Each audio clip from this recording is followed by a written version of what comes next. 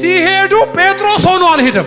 ቶማስ ሆኖ አልሄደም። ህልውና እንዳልኩ አንተን ይበላሃል፣ ያንተን ችሎታ ይበላል፣ ያንተን ዕውቀት ይከድናል። ይሄን እያወራው አንዳንዶቻችሁ ላይ ይሄንን ወደ መልመድ የምትመጡበት ልምምድ ኦንላይን ሆነው ይሄን ፕሮግራም ለሚከታተሉ ሰባኪያን፣ ዘማሪያን፣ አገልጋዮች፣ ፖለቲከኞች፣ መሪዎች ምናልባት ኦንላይን ለመስማት ይሄን ፕሮግራም እድል ላገኛችሁ ድንገት ይሄን ዩቲዩብ ለከፈታችሁ ሰዎች መልእክት አለኝ። እዚህም እዛም ላላችሁ ክው ብሎ ከመኖር በህልውና መሞት ጭምር ይሻላል። ጨብጡትና ያስፈልጋል በሉት። አንተን እንዲያጠፋ ያስፈልጋል ንገሩት። እናንተን ከመቀጥቀጥ እናንተን ለማሻሻል ከመሰቃየት ያንቺን ባህሪ ለማድረቅ ያንተን ጠባይ ለማስተካከል ሁል ጊዜ ከምከረክምህ የእግዚአብሔር ህልውና ማንነትን እንዲቀይረው በእናንተ ላይ ይሄንን ብሰብክ ይሻለኛል። ቶማስ እድሜ ዘመኑ ስለ ባህሪ ቢሰበክ አይቀየርም። የእግዚአብሔር ፕሬዘንስ ግን ሰውየውን ሲበላው ያ ቶማስ መሆን እንዳቃተው የእግዚአብሔር መገኘት የማይገራን ሰው ይገራል። አሜን በለኝ በኢየሱስ ስም። የእግዚአብሔር መገኘት እኔ ባዩን እኔ የለሁም ያስብላል። የፈራን ሰው ጀግና ያደርጋል። የእግዚአብሔር መገኘት ሌላ እንዳያምረው፣ ሌላ እንዳይናፍቅ፣ ሌላ እንዳይርበው፣ ውጪ እንዳይል ያደርገዋል። የእግዚአብሔር መንፈስ እንደዚህ ያደርጋል። በቃ መንፈሳዊ ነገር ሪል እንደሆነ የምታወቀው በዚህ ነው። ሪል እንደሆነ ነው ወይ? መንፈሳዊ ነገር ታንጀብል ነው ወይ? የሚነካ ነው ወይ? በአንተ ህይወት ላይ ኢየሱስ በእርግጥ አድኖሃል ወይ? በቃ መለያው ይሄ ነው ወዳጅ። መሆንህን መገለጫው አይዲክ ይሄ ነው። አይደንቲቲ ካርድ ነው። ፕሬዘንስ በጌታ በኢየሱስ ስም። እግዚአብሔር ደግሞ ጥሎበት መክደን ይወዳል። እንደዚህ ብሎኛል። እዚህ ጉባኤ እኔ የሚል እስኪጠፋ ድረስ የእግዚአብሔር ህልውና ጸባያችን ይሆናል። አመላችን የእግዚአብሔር ፕሬዘንስ ይሆናል። የጉባኤው መለያ፣ የዚህ ቸርች መለያ አለባበሳችን አይደለም። የንግግር ስታይላችን አይደለም። የህይወት ባክግራውንዳችን አይደለም። የዚህ ጉባኤ መለያ ህልውናው ይሆናል። ተገኘ፣ ገኛለሁ ብሏል።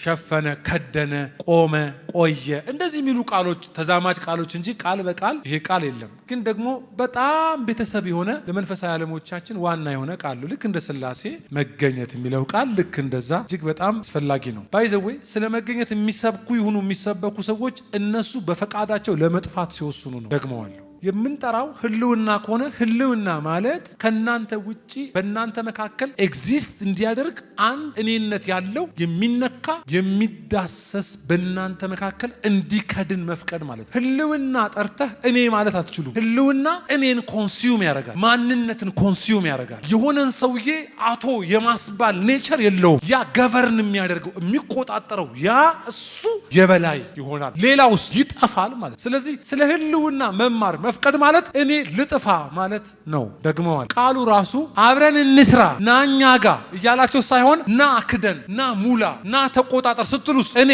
የለሁም፣ እኔ ልጥፋ፣ እኔ አልኑር፣ አንተ በእኔ ኑር ማለት ነው። በአጭሩ የምትጠሩት ህልውና ከሆነ እኔነት ነው እየጠራችሁ ያላችሁ። እኔ ባይ የሚነካ የሚዳሰስ እሱን ከሆነ የምትጠሩት በፈቃዳችሁ ለመጥፋት ወስናችኋል። ይገኝ ስትሉ ልጥፋ እያላችሁ እንደሆነ ገብታችሁ ይምጣ ካላችሁ እኔን መድረሻ ያሳጣኝ እያላችሁ እንደሆነ ይገባችኋል። በዚህ ሐሳብ ትግባባላችሁ። ስለ ህልውና ልስበክ። ክብር ለእግዚአብሔር ይሁን። እግዚአብሔር በቤተ ክርስቲያን መካከል ፍጹሙ ፕሮግራም ሰውን ማጥፋት ነው። ሰው አምልጦ ሊሾልክበት ሲል ና ብሎ ይይዛል። ከዛስ ሰውየው እኔ እያለ እንዳይቀጥል ያ እንዲቆጣጠር የሚፈልገው እርሱ በሰውየው ውስጥ እኔ እያለ ሰውየው ደግሞ ሞቻለሁ እያለ እንዲቀጥል። የተቀየረ ጊዜ የለም አይደል? የተቀየረ ኪዳን እንጂ። ስለዚህ በብሉይም ኪዳን ይሁን በአዲስ ኪዳን መገኘት ከሰክሰስ ይበልጣል። ሰው በግሉ ከሚያገኘው መከናወን መገኘት የሚበልጥ ነው። የእግዚአብሔር መገኘት ወይም ይህ ህልውና የሚለው ቃል እኔነት አይደል? አንድ የሚፈራ የሚቆጣጠር እንዲኖር መፍቀድ ማለት ሲሆን እግዚአብሔር ደግሞ ሰውየው ያ ማህበር ያ ግሩፕ በራሱ ተጣጥሮ የሆነ ነገር እንዳይሆን በር ዘግቶበት ፋይናሊ የሚያደርገው ሰውየውን መዋብ፣ መክደን፣ መቆጣጠር፣ አካባቢውን መያዝ። አንድ ከባድ ጠረን፣ ከባድ ሽቶ። አንዳንድ እነዚህ አሁን ውድ ሽቶዎች እቃቸው ትንሽ ነው። ትልልቅ እቃ የምትገዙ ሽቶ ርካሽ ነው። ጥሩ ሽቶዎች ትንንሽዬ ናቸው። አንድ ሁለቴ ነው ታረጉት። ከዛ አካባቢው ላይ ያለውን ጠረን ይይዛሉ። ሰውየው ሌላ እንዳይሸት ይይዙታል። የሽቶው ጥንካሬ ሰውየውን ይከድኑታል። አንዳንድ ሰዎች በሆነ ሽቶ ስለሚታወቁ ወዳጆቻቸው ሰውየውን ፊል የሚያደርጉት ሽቶው ሲመጣ ያ ሽቶ ሰውየውን ዲፋይን ያደርገዋል። ስለዚህ ሰውየው የተለያየ ጠረን የተለያየ ነገር እንዲኖረው ቢፈልግ እንኳን ሽቶ ስሙ ራሱ መሽተት አፍን አፍንጫን መክደን አፍንጫን መቆጣጠር ስለሆነ አካባቢው ሁኔታው ሁሉ በዛ ይያዛል። እንግዲህ የአንድ ሽቶ ጥሩነት መለኪያው መቆየቱ ነው። ልክ ነው። ሲቆይ ጠዋት አድርገው አንዳንድ ሰው ገና ሳትወጣ ከቤት አልቋል ሽታው ወጋው። ገና ከቤት ሳትወጡ የለ በቃ ወዲያው እናንተ ማሸታችሁ። አንዳንድ ሽቶ ደግሞ ሰውየውን አይሸትም። ሰውየው እንደተቀባ ግን አካባቢውን ነው። ባጭሩ ግን ሽቶ ሰውየውን ሳይሆን የሚሸተው ሰውየው ሽቶውን ነው የሚሸተው። ሽቶ በባህሪው ከዳኝ ዘጊ ነው፣ ተቆጣጣሪ ነው። እና እንደዚህ አይነት ሽቶ ተቀቡ። እንደዚህ አይነት ሽቶ ጥሩ ነው ማይሄድ ማለት ነው። እኔ ማይሄድ ስለ ሌላ ነገር ላወራ ፈልጌ ነው። ይገርማችኋል። ግን መልእክቱ በትክክል ምሳሌው ይገልጥልኛል። ሳስተምራችሁ አሁን ይገባችኋል። እና ይዘቱን ስታዩ ስለዚህ ትምህርት ለመማር ወይም ደግሞ ለመማር መፍቀድ በራሱ ና ስትሉ ልሂድ ወይም ልጥፋ እያላችሁ ስለሆነ ለዚህ ትምህርት በራሱ ፈቃደኛ መሆን መሰረታዊ ነው። ምክንያቱም ህልውና ዝም ብሎ አፍንጫ ላይ የሚመጣ ሽታ ሳይሆን እኔነት ስለሆነ የቃሉ ትርጉም ቃሉ የግዕዝ ቃል ነው። ሀልወት ይኸው ስለ አስፈላጊነቱ እኔ ሳልሆን ራሱ ህልውና ብለን የምንጠራው ያ በእኛ መካከል እንዲከትም በእኛ መካከል እንዲኖር እሱ የፈለገ እኛም የጠራ ነው። እሱ ስለ አስፈላጊነቱ ቢናገር እኔ ሰባኪ ነኝ፣ እኔም ፈላጊ ነኝ፣ እኔም ናፋቂ ነኝ። እና ብዙ ነገር ከህልውና ጋር አያይዛችሁ ስትለምዱ እንዴት ሱሰኛ እንደሚያደርግ ህልውና ሲኖር ስትዘምሩና ሳይኖር ያስታውቃል። ይሄ ክው ብሎ ነገር ፍትትት ብሎ ኢቭን ፕሮፌሲ ራሱ አንዳንዴ ፕሮፌሲው ሪል ነው፣ ግን ምን ይፈልጋል? ፕሮፌሲ ራሱ ፕሬዘንስ ይፈልጋል። ህልውና ሲኖር ሰውየውን ተች ያደርገዋል። ከሌለስ ባለፈው ሰምቼ ነበር እንትን ይላል ሰውየው። ህልውና ሲኖር እንኳን ሳቅ ለቅሶ ያምራል። ህልውና ከሌለስ ስትስቅ ራሱ 32 አስፈሪ አጥንት ነው ፊት ላይ የሚገለጠው። ህልውና ሲኖር የሚገርምህ የህይወት ስርዓትህ ራሱ ኑሮክ፣ ንግግርህ፣ አገልግሎትህ፣ እቤት ያለው ዓለም ስትወጣ ስትገባ ያስታውቃል። የለመዱ ሰዎች በእውነት ሌላ መልመድ ያቀታቸዋል። እንደ ህልውና ሱስ ከሆነስ ደጋግሞ የያዘን በተለይ ለምታገለግሉ ዛሬ ወይም እንድታገለግሉ ለምትናፍቁ ሰዎች በእውነት መልእክት አለኝ። በእውነት እግዚአብሔር ምስክሬ፣ በእውነት መልእክት አለኝ። እኔ የዚህ ናፋቂ መሆን ያምረኛል። ዝም ብዬ ሳነብና የሆነ ነገር እያደረገኝ ሳነብ እለያያለሁ። መልእክት ሰጥቷቸዋል። ከፀሐይ መውጫ እስከ ፀሐይ መጥለቂያ ሄዱ ቢል ኖሮ በዛው መንፈስ ቶማስ ሆኖ ነው የሚሄደው። ጴጥሮስም ያው ጴጥሮስ ቆዩ ብሏቸው ግን ከዛ ከመጣ በኋላ ሲከደኑ ሲሄዱ ጴጥሮስ ሆኖ አልሄደም።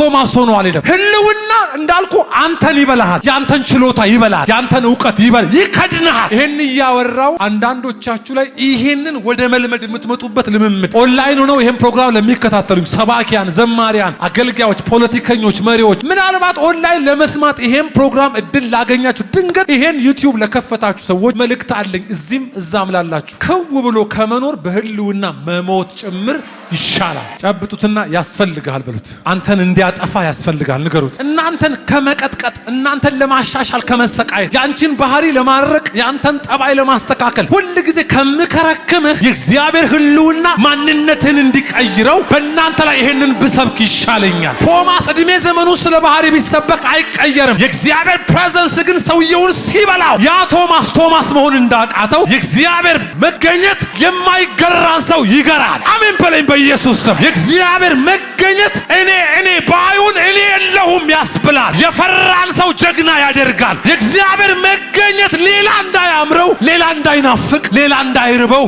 ውጪ እንዳይል ያደርገዋል። የእግዚአብሔር መንፈስ እንደዚህ ያደርጋል። በቃ መንፈሳዊ ነገር ሪል እንደሆነ የምታወቀው በዚህ ነው። ሪል እንደሆነ ነው ወይ? መንፈሳዊ ነገር ታንጀብል ነው ወይ? የሚነካ ነው ወይ? በአንተ ህይወት ላይ ኢየሱስ በእርግጥ አድኖሃል ወይ? በቃ መለያው ይሄ ነው ወዳጄ። መሆንህን መገለጫው አይዲክ ይሄ ነው። አይደንቲቲ ካርድ ነው። ፕሬዘንስ በጌታ በኢየሱስ ስም። እግዚአብሔር ደግሞ ጥሎበት መክደን ይወዳል። እንደዚህ ብሎኛል። እዚህ ጉባኤ እኔ የሚል እስኪጠፋ ድረስ የእግዚአብሔር ህልውና ጸባያችን ይሆናል። አመላችን የእግዚአብሔር ፕሬዘንስ ይሆናል። የጉባኤው መለያ፣ የዚህ ቸርች መለያ አለባበሳችን አይደለም፣ የንግግር ስታይላችን አይደለም፣ የህይወት ባክግራውንዳችን አይደለም። የዚህ ጉባኤ መለያ ህልውናው ይሆናል። ነቅቶ እንደገና በራሱ ቁጥጥር ስር ቢያደርጋችሁ እግዚአብሔር ይሄንን መንፈስ በላያችን ላይ ያድርገው። በጣም ስማችንን ለማስጠራት አንቱ ለመባል በጣም በእኛ አንጻር የሚሰራው ነገር በጣም ፌመስ ለመሆን እኛ ገብቶናል። እዛ ሰፈር የለ የለንም።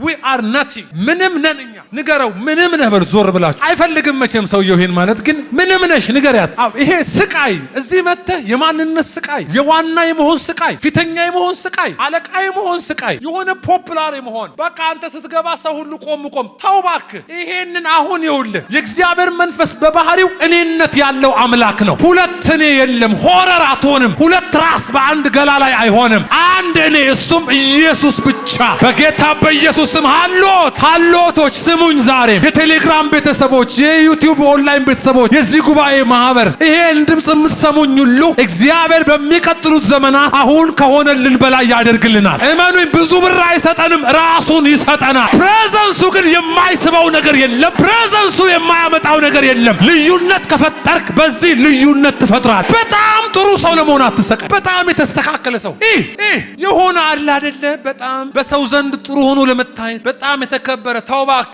ሐዋርያት በህዝብ ፊት በሸንጎ መሃል ተገራፊ ነበሩ። ትልልቆች ናቸው፣ ባለትዳሮች ናቸው። እነ ጴጥሮስ በእድሜም ገፋ ያሉ ናቸው። በሸንጎ መሃል እየተቆጠረ 1 2 እያለ ሲገረፍ በአደባባይ ለነሱ ውርደት ያለ ክብር መሆን እንጂ በሰው ፊት መገረፍ አይደለም። ክብር ማንነትህን ስታሞጋግሰው አይደለም፣ ከፕሬዘንስ ጋር ስትቆም ነው እንጂ። ዛሬም ይሄን መንፈስ የሐዋርያቱን መንፈስ በቅዱሳን ላይ የወረደው ያ የእግዚአብሔር መንፈስ ብዙ የማያስወራ የሚከድን ክብር በኢየሱስ ስም በላያችን ላይ ይግባብን። አሁን ዘኔ እያወራ እንደሆነ አላስብም። የእግዚአብሔር መንፈስ ራሱ በትክክል ሲቆጣጥሩኝ ይሰማኝ፣ በእውነት ይሰማኝ። ስለዚህ ስምህን ለማስጠራት ስማችንን እናስጠራ ብለህ የምትገነባው ግንብ አይኑር። እሺ ሰልፍለስ ሁን። ይሰማችኋል? እናንተ አገልጋዮች ትልልቅ የምትሆኑ ስትጠፉ ነው፣ የምትኖሩ ስትጠፉ ነው፣ ከፍ የሚያረጋችሁ ስትጠፉ ነው። የሚያጠፋ ክብር፣ የሚቆጣጠር ክብር፣ እንዲህ አይነት ፈተና፣ እንዲህ አይነት ስቃይ፣ እንዲህ አይነት በሰው ዘንድ የተለየ ሰው ሆኖ ታዋቂ ሰው ሆኖ ፌመስ ምን ያረግልሃል? ምን ያረግልሃል? ብትታወቃል ምንድነው? አንተ ለማን ትበጃለህ? ሲመጣብህ እንጂ የምትበጀው ለማን ትጠቅማለህ? ምንም ነህ እኮ ምንም ነህ። እመን፣ መጀመሪያ ተማመን፣ መጀመሪያ እመን። እንደ ሙሴ እሱ በጣም በዚህ ምድር ላይ ካሉ ሁሉ ምንድነው አለው መጽሐፍ? ትሁት። ምን ማለት ነው? አንድ ኮሜንተሪ ላይ ሳነ በገዛ ፈቃዱ ለመጥፋት ወስኗል። በእግዚአብሔር ሕልውና ለመስጠም ትሁት፣ ሌላን ለማንገስ እሱ ለመጥፋት ፈቃደኛ የነበረ ሰው እንደዚህ እንሆናለን። እኔ አንልም፣ ምክንያቱም በሕልውና ውስጥ እኔ ያለ ሰው የለም እሱ እንጂ። ፕሬዘንስ መጥቶ እኔ የለም፣ ኢየሱስ ግን አለ። እንደዚህ ይሆናል። እግዚአብሔርም ሙሴን ወደ እኔ ወደ ተራራው ውጣ።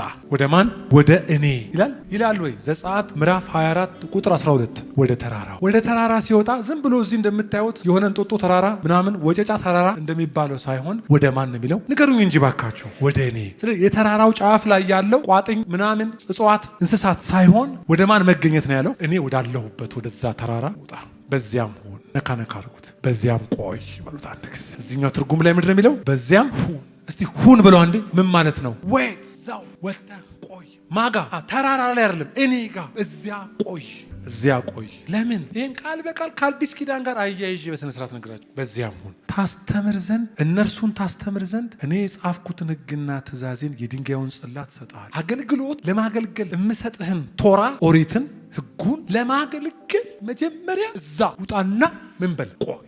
እንድታገለግል ይሰማል። እዚህም እዛም ያላችሁ እንድታገለግል ስነ መለኮት ኮሌጅ ገብተህ ተመረቅ የሚል ቃል የለም። መማር ግን መልካም። እንድታገለግል ግን መመረቅ አይቀባም፣ በእውቀት ያረጋሃል። ጥሪ፣ ቅባት፣ ፕሬዘንስ እግዚአብሔር ላይክ ላይ ንቅ ብሎ ሲገባብህ ማነው አንድ ወንድ ካለ ጮሆ አሜን የሚለኝ? ያ የመጠራት ምልክት የእግዚአብሔርን ጠረን ስታሸት እንጂ በግሪክና በይብሩ ስለጠቀስክ አይደለም። እነዚህን ግን ማወቅ ትክክል ነው። እኔም ተምሬያለሁ፣ ደግሞ እማራለሁ። ሁሉ ጊዜ ይሄ መጽሐፍ ቅዱስ ባነበብከው ልክ ተማሪ ያደርግሃል። አትመረቀውም። ይሄን መጽሐፍ ቁርጥህ ነው። እዚህ ዲግሪ ማስተርስ የያዛችሁ ይሄን መመስከር፣ ዲፕሎማም ያላችሁ ይሄን መመስከር ትችላላችሁ። መጽሐፍ ቅዱስን ባጠናው ቁጥር አትመረቀው። እንዳልገባህ ነው እንጂ የሚገባ ስትጨርስ እንደገባህ ጥቁር ልብስ አትወጣም፣ ተስፋ ቆርጠህ እንጂ። መመረቅ ተስፋ ቆርጠህ ነው። እኔ አልገባኝም ብለህ ነው የምትወጣው። ስለዚህ ሁሌ ተማሪ ነህ። ግን ልንገርህ፣ ይሄን ተጽፎ የተሰጠህን ጸሐፊው በሚፈልግበት ልብ እንድታብራራው ጸሐፊው ወይም ሰጪው እዛ እሱ ጋር እንድትቆይለት ፈልጓል። እኔ ምጠራህ አለው እንድትቆይ በፕሬዘንሴ እንድትሆን ስፈልግ ቀጥሎ ልልክህ ነው አለው። ምን ይዤ ልልክህ ነው? ስትወርድ ምን ይዘህ ነው የምትወርደው? የሕጉን ቃል አይልም እንደዚህ ጋር ሕጉን ስነ ስርዓት የምታስተምርበት ይላል። ይሄ